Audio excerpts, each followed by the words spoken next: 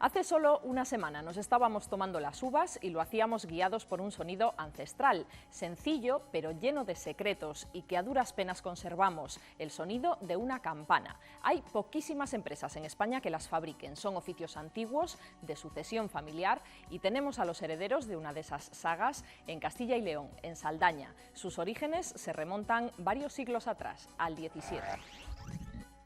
Han llegado campanas para restaurar fundida por un Quintana, un Clemente de Quintana, en el año 1639. ¿Cuánto tiempo se tarda en hacer una campana? Pues mucho tiempo. Es donde nos jugamos el trabajo de un mes, a la hora de fundir. La campana tiene que tener su nota. Es cierto que los toques de las campanas son un patrimonio inmaterial, pero son patrimonio, que está además muchas veces en riesgo de desaparecer definitivamente. Veremos cómo se hace una campana que, entre otras cosas, necesita clara de huevo. En la fundición de una campana hay más de lo que parece, igual que en una función de la compañía de títeres María Parrato. Hoy les presentamos una empresa de artistas. Te pones una disciplina y yo en esto voy encontrando lo que es mi seguridad. A lo mejor pues, si yo tuviera un sueldo fijo y no hiciera lo que tengo que estar haciendo, pues no sentiría esta seguridad. Si hubiéramos dado el salto a una empresa grande, si tuviéramos un plantel de personas trabajando con nosotros que tuviéramos que mantener, entonces no es que estuviéramos preocupados, es que estaríamos con el agua al cuello, ¿no? Pero hemos intentado siempre basarnos en la autosuficiencia. Hablaremos de las novedades económicas para este año y, como siempre, empezamos entrando en una empresa. Hoy una consagrada a un patrimonio inmaterial, el sonido de las campanas. Suyo fue, por ejemplo, el de la boda de los príncipes de Asturias en la Almudena.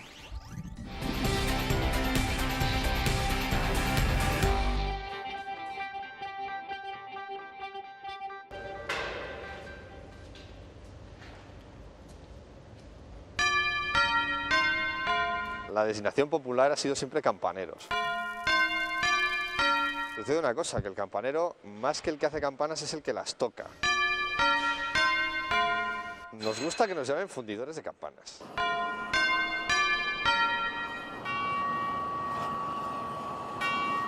La fabricación en sí de una campana es prácticamente muy similar la técnica como hace 300 años. Han cambiado los medios de producción, han cambiado los sistemas. Muchísimas cosas. Yo desde el momento que entré aquí a ahora se ha cambiado la empresa un 100%. Pero el proceso en sí básicamente sigue siendo el mismo que hace 3 siglos.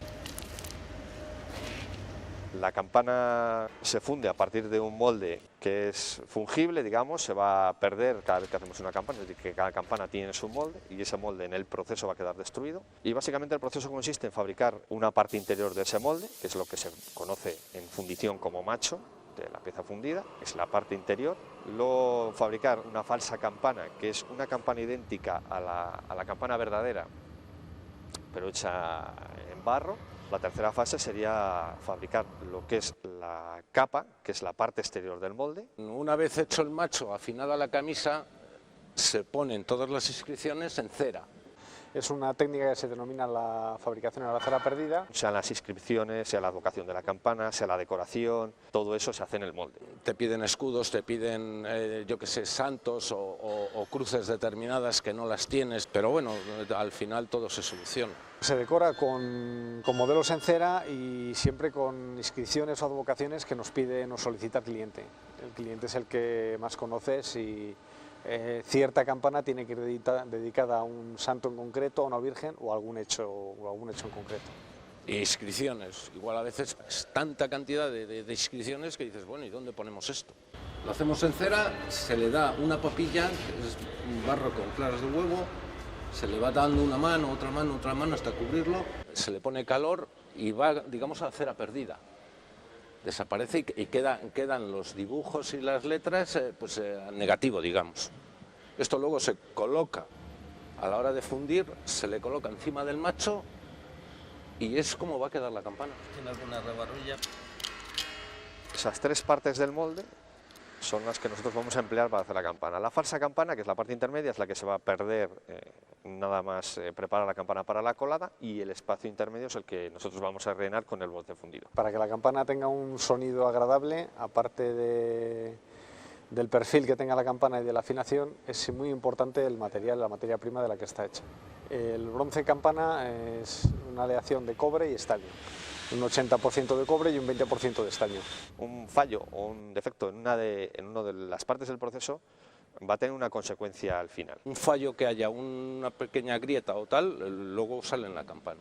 Entonces la superficie pues es completamente lisa, fina, se aprecia con la mano, está como un cristal. Entonces no hay una parte más importante que otra. Sí es cierto que hay una parte más crítica, y es la colada, evidentemente. La colada es lo que llamamos el proceso de fundir la materia prima, fundirla y verterla en el molde para que cuando se enfríe forme la campana. Un fallo en la colada pues va a provocar que, aunque el molde esté perfecto, la campana no salga bien. Entonces ese sería el punto más crítico. Hombre, complicado, la hora de complicar es la hora de fundir. Cuando fundimos, dices, bueno, está todo bien, todo el proceso ha ido bien, pues la fundición debe de ir bien. Pero claro, es donde nos jugamos el trabajo de un mes, en la hora de fundir. Pero en cuanto a importancia real, desde la fabricación del macho hasta la colocación de las inscripciones, hasta la capa, todas son igualmente importantes. Y luego, una vez que está fundida la campana, es decir, que se ha introducido el metal fundido dentro del molde, hay que esperar un tiempo prudencial para que se enfríe la pieza, y una vez que está fría, lo que vamos a hacer es sacar la campana de la capa y del macho. Y en ese proceso de extracción es cuando se va a destruir el molde. El único aspecto en el que vamos a trabajar sobre la campana una vez que ya esté colada es la afinación. Porque la afinación se realiza quitando metal de la campana. Lo más complicado para mi entender, yo creo que es la afinación de una campana. El grueso de la campana en su perfil es lo que va a determinar la acústica de la campana. Lo que estamos escuchando es un grosor muy finito. Sí, son campanas muy pequeñas y muy agudas, lógicamente. Entonces la campana, cuanto más pequeña y más aguda, menos grosor tiene. La campana tiene que tener su nota. En función del tamaño de la campana, sabemos que en qué escala está sonando la campana. Yo ahora mismo no sé exactamente, en cuanto mida el diámetro, te digo exactamente si esta nota es un La o un La sostenido.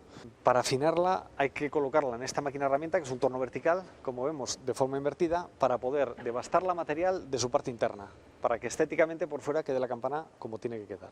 Pero todas las frecuencias y las notas las vamos a ajustar devastando material en diversos sectores por su parte interna con estas máquinas. Llegar a un afinado perfecto es lo más complicado, y ese es el secreto que obviamente no puedo comentaroslo.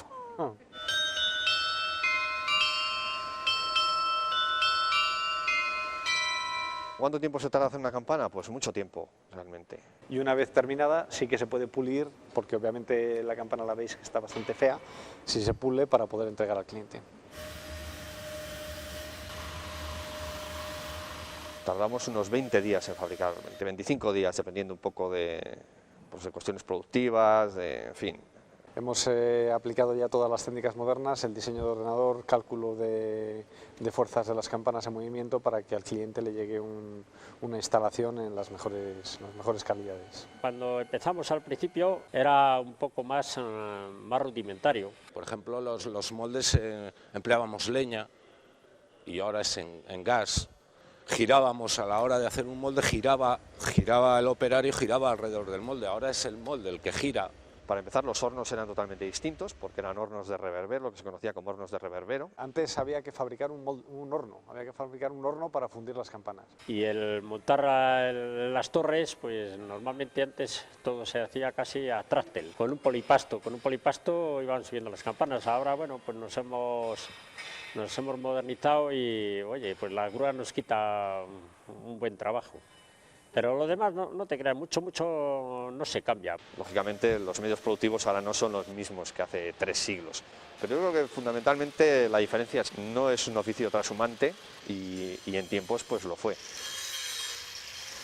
El fundidor de campanas en el siglo XVII pues era una persona, por un lado, muy preparada técnicamente, en el sentido de que tenía que dominar pues, conocimientos que no estaban al alcance de todo el mundo, como pudiera ser fundir metales, moderar tierras refractarias, el barro, ladrillo, de unas ciertas matemáticas, a un nivel más elevado de lo que pudiera ser el nivel de la calle, en cuanto al diseñar las plantillas, hacer los perfiles de las campanas, calcular pesos, etcétera, etcétera. Pero luego, por otra parte, era un oficio trashumante. Las campanas duran muchos años en las torres. ¿Qué sucedía? Pues que el fundidor de campanas trabajaba una temporada más o menos larga, pudiera ser 1 año, 2 años, en una zona, atendía las demandas de campanas de una determinada área de influencia de esa zona, y cuando se acababa el trabajo se tenía que desplazar muchas veces cientos de kilómetros para buscar otro lugar en el cual tuviera trabajo. Lógicamente eso ahora mismo no es de esa manera, ¿no? Lo que se hace es desplazar el producto fabricado desde donde nosotros lo hacemos hasta el punto de destino. Ese ha sido básicamente el gran cambio. Realmente la campana es un medio de comunicación. En los pueblos en sí todavía sigue recuperando ciertos toques tradicionales que servían, pues, como la vida del pueblo se regía por los toques de las campanas.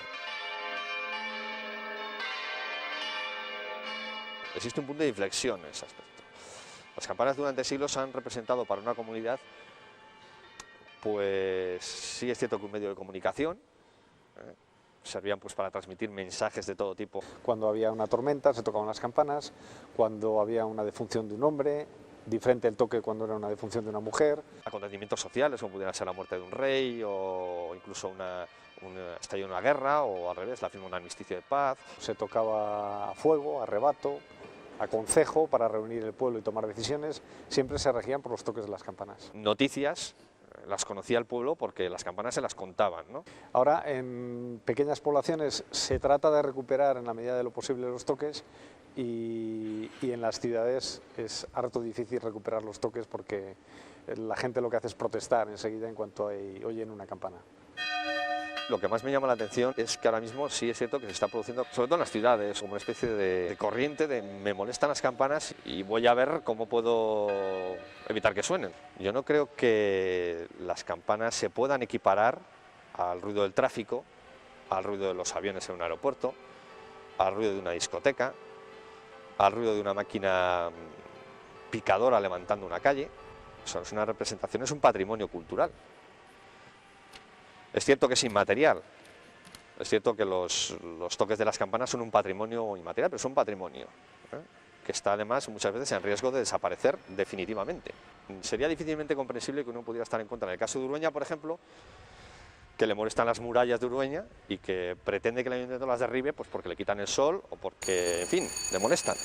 Son un patrimonio, y lo mismo que son un patrimonio las murallas, la iglesia, el castillo, etcétera, etcétera, son un patrimonio las campanas. Es cierto que no material, son inmaterial, pero es un patrimonio al fin y al cabo.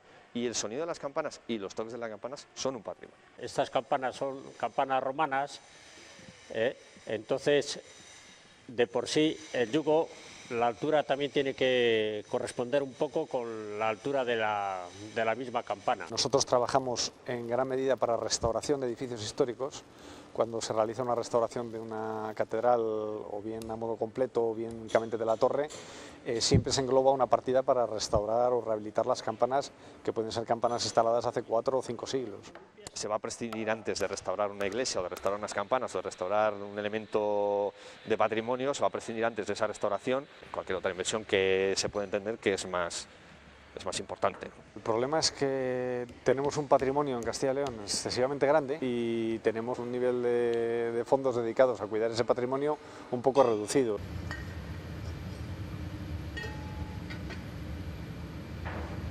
Entras en el negocio por vocación. Yo creo que al final pues es vocación lo que tienes. Es una cosa que has visto desde pequeño, que conoces desde que eras un crío, y bueno, al final pues es vocación realmente. Hoy en día nadie se dedica y se pone a hacer campanas, sino que la tradición de fabricantes y fundidores de campanas viene de familia desde hace muchos años. Es un oficio familiar que se remonta pues al siglo XVII.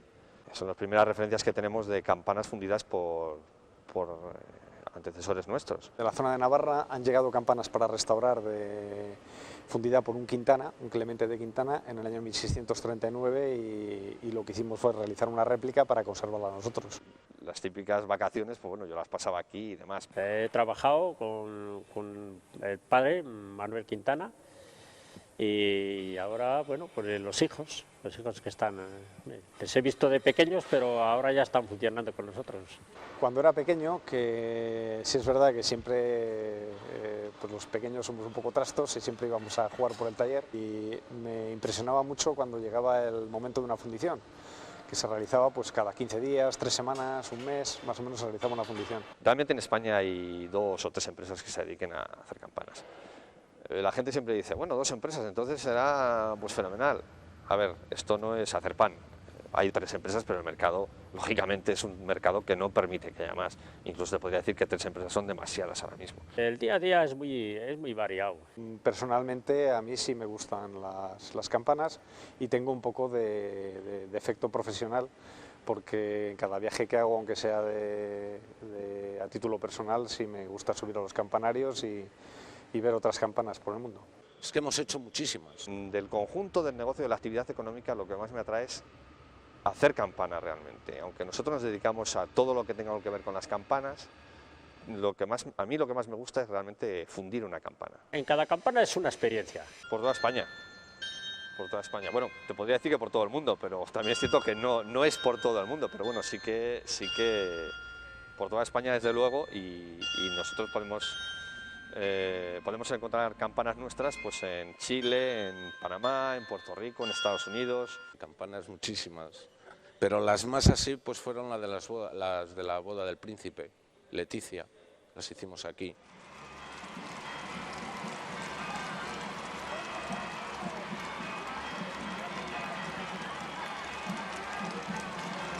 A mi juicio creo que sonaron bien porque fue un hecho histórico y porque aquí tuvimos innumerables felicitaciones y deseos con que siguiésemos con ese buen trabajo que habíamos realizado.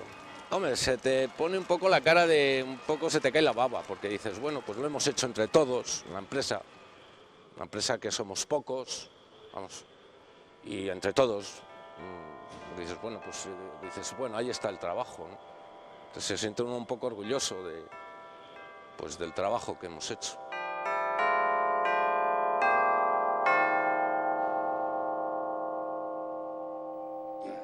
Buscarse la vida es un arte para todos y más aún para los artistas. Los emprendedores que les vamos a presentar no han elegido un mercado nada fácil, pero seguramente no podían elegir otro porque la vocación siempre es muy obstinada. Su capital es el talento y su forma de negocio, recorrer los escenarios del mundo en busca de sus clientes, espectadores que disfruten con sus títeres.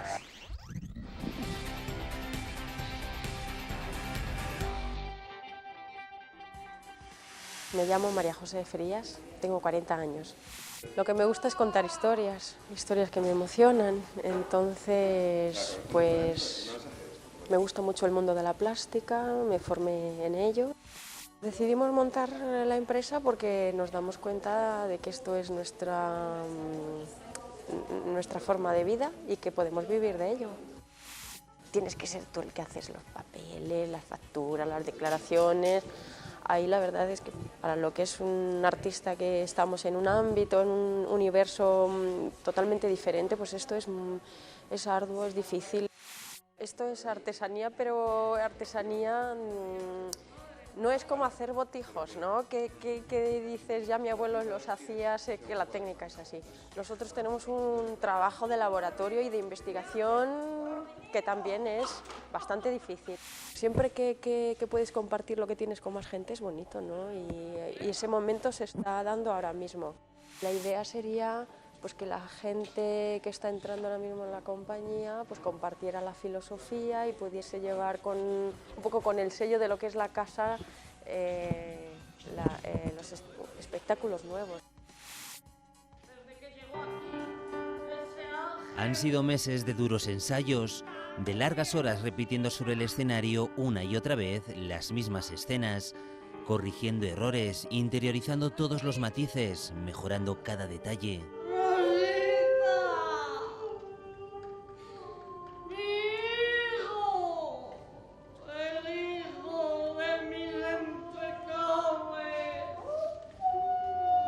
Hace tan solo unos días presentaban El Ángel Pobre, un montaje donde la compañía de títeres de María Parrato sigue fiel a su esencia. Tiene una parte de artesanal, tiene una parte de magia, tiene mucha parte de ilusión y tiene una serie de componentes que son fascinantes. O sea, es un lujo trabajar en esto. Los títeres son su vida y su pequeña empresa a la vez, aunque para esta compañía no se trata de un negocio, sino de algo más. Todos tenemos dentro una vocación diferente por la que todos podríamos complementarnos y no me gusta nada todo esto que es forrarnos de dinero. Quizás por ello se dirigen a los niños, aunque sus espectáculos no son infantiles. No nos planteamos nunca antes de un espectáculo si va a ser para niños o no, ¿no? Y además estamos convencidos de que los niños, aunque mucha gente parece que piensa lo contrario, son muy inteligentes. Emprendedores, pero sobre todo luchadores. Pocas compañías como la suya existen actualmente en nuestro país. Sus títeres son únicos, como también lo es trabajar con ellos. Es una cosa tan mágica la que sucede cuando estás viendo que el objeto vive. Hay que darles vida de verdad, ¿no? No hay que hacer como que se mueven, se tienen que mover. Entonces, bueno, pues está siendo toda una experiencia. Pero el corazón de esta compañía no se encuentra en un escenario, está aquí, en este taller, donde María, con paciencia y mimo, hace realidad a los títeres de sus obras. Nos sentamos a crear las ideas, a ver cuál es su ámbito, dónde están, a poner materiales unos al lado de otros, a ver cómo dialogan. Su madre era bordadora y su padre herrero, y quizás por ello María siente fascinación por el mundo de la plástica.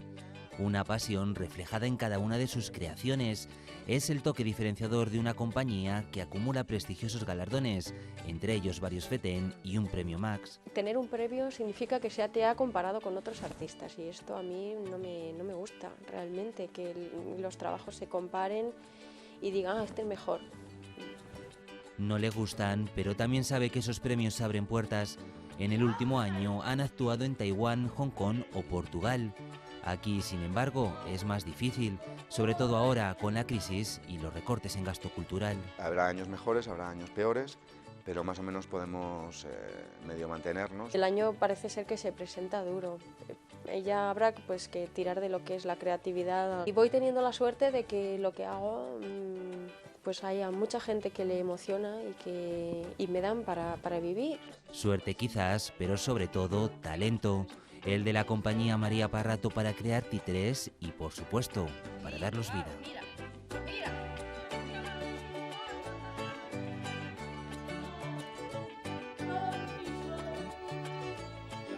Inauguramos el diccionario de 2011 con una expresión que habrán oído hasta la saciedad en 2010, pero que aún dará muchas vueltas en la prensa económica. Vamos a ver qué es eso de blindar nuestra moneda.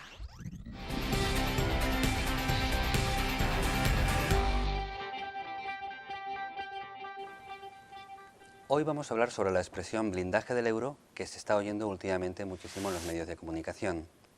Blindaje del euro, blindar el euro, significa una estabilidad de la Unión Europea atendiendo a sus países, de tal forma que existen dos fondos, el Fondo de Estabilidad y el Fondo de Garantía. El Fondo de Estabilidad lo que hace es liberar fondos de la Unión Europea para auxiliar a los países que necesitan dinero porque su economía va bastante mal. Y el Fondo de Garantía lo que está haciendo es apoyar el endeudamiento que tienen los países con respecto a terceros. Decir que la Unión Europea respondería de esas deudas o de esos endeudamientos si el país no hiciera frente a ellos. Y para inaugurar las noticias del año vamos a echar un vistazo a lo que se avecina. Tenemos cambios, subidas, reformas, nunca se sabe, el futuro es incierto, pero con los datos que tenemos les contamos cómo se presenta 2011.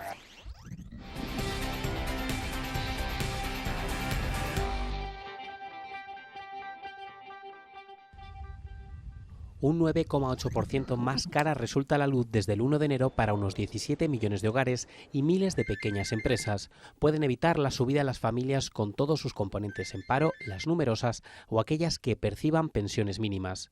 Sube el gas natural, un 3,9% se va a encarecer el recibo, más para los que no tengan contratada una tarifa que incluya el uso de la calefacción. Más caro cocinar o calentarse también para los que utilicen la bombona de butano, que alcanza los 13,19 euros, o el gasóleo, que sube un 13%. Viajar se va a convertir en un artículo de lujo. Crece el precio de las gasolinas y gastar menos con el camino más corto tampoco es solución. Los peajes se incrementan de media un 1,44%. Subida media del 3,9% de las tasas aéreas. Y si piensan viajar al extranjero, prepare unos euros más, porque el pasaporte electrónico sube hasta los 25 euros. Un 3,1% aumentan las tarifas de los trenes de cercanías y media distancia, mientras que el AVE sube un 2,3%. Si tiene que renovar el ropero, no esperen más allá de las rebajas. La previsión es que se eleve un 15% el textil y la patronal de la alimentación cifra en un 6% el incremento de los productos básicos de la cesta de la compra. Empezamos el año con un dato al menos positivo del mes de diciembre, que eran 10.000 parados menos. Pero lamentablemente lo que nosotros vamos a tener para el 2011 va a ser una no recuperación o una ralentización de la economía. Para el 2010, el Fondo Monetario Internacional decía que iba a haber un incremento en la economía del 4,8%, en la economía mundial. Para España un 0,3% negativo. Para el 2011 está previsto un incremento mundial del 4,2% y para la economía española del 0,7%. ¿Quién es el que se va a recuperar? El comercio minorista. Y el motivo es que, al menos en el tercer trimestre del 2010, la gente ha empezado a ver señales positivas de que la economía mejora, y entonces eso hace que la gente ahorre menos y tenga un poco más de alegría en el gasto. Por ahora todos los brotes son secos y muy secos. Los brotes verdes serán y se producirán al final de 2013 y a partir del 2014. Datos del paro, del IPC, seguimos pendientes mes a mes, año tras año, de los indicadores de nuestra economía. Les resumimos las últimas noticias. 2010 se fue con el nefasto dato del número de inscritos en las oficinas de empleo. En diciembre casi 6.000 personas se quedaron sin trabajo en Castilla y León. Mala noticia que contrasta con el ligero recorte, un cuarto de punto, en las listas del paro del conjunto del país. La subida del petróleo y de los impuestos al tabaco provocan un alza de 7 décimas en la inflación del último mes de 2010. El IPC amortizado, tras meses de escaladas, cerró el año en el 2,9%. El previsible futuro presidente de China presidió la víspera de Reyes la firma de importantes acuerdos comerciales con España por valor de casi 6.000 millones de euros. Entre ellos un acuerdo para que sea una empresa salmantina la encargada de exportar el jamón que se servirá en las recepciones oficiales del gobierno chino. Aunque los primeros descuentos llegaron el día 2, esta semana han comenzado las rebajas después de una campaña de Navidad irregular para muchos pequeños comerciantes. En rebajas nos gastaremos una media de 80 euros, 11 menos que el año pasado. Nos vamos. La semana que viene, más empresas, más ideas y, si hay suerte, más vocaciones. Escríbanos si quieren. Nuestro correo es madeincil@rtvcil.es. Gracias por acompañarnos. Adiós.